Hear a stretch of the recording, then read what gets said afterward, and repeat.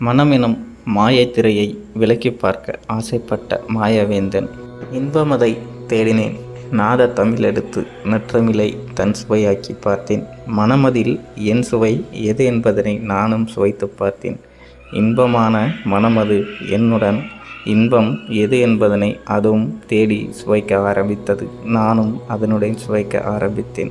மறுபடிதான் தெரிந்தது, என்னுள் இத்தனை இன்பமான என் மனம் ஏன் இத்தனை நாட்களாக என்னுள் இத்தனை இடர்பாடுகளை சந்திக்க வைத்தது.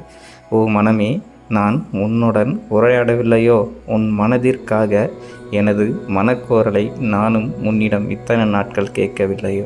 உனது இன்பமான வாழ்வியலில் எனது இன்பத்தினை நானும் உன்னுடன் உரையாடிவிட்டேனே.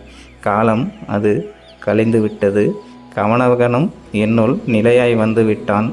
உன்னை உணர்ந்தேன். உனக்குள் நான் நிலையாயிருப்பதனை நானும் கண்ட பிறகே நீ என்னுடன் உரையாற்றுகின்றாயே.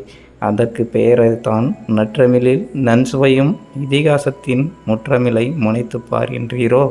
உன்னுடன் நானும் உரையை நிறுத்தினாலும் நீ என்னுடன் உரையை இன்றளவும் நிகழ்த்தாமல் நின்னரையாய் மதிப்பாய் நற்றமிழுக்குள் இன்தமிழை சுவைத்தே என் மனம்தனை என்னிடமே மறுமணமாய் தந்தீரே.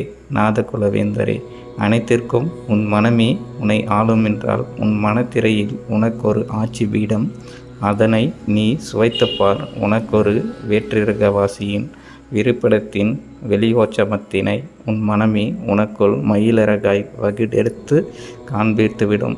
மனம் ஒரு அரசாட்சி.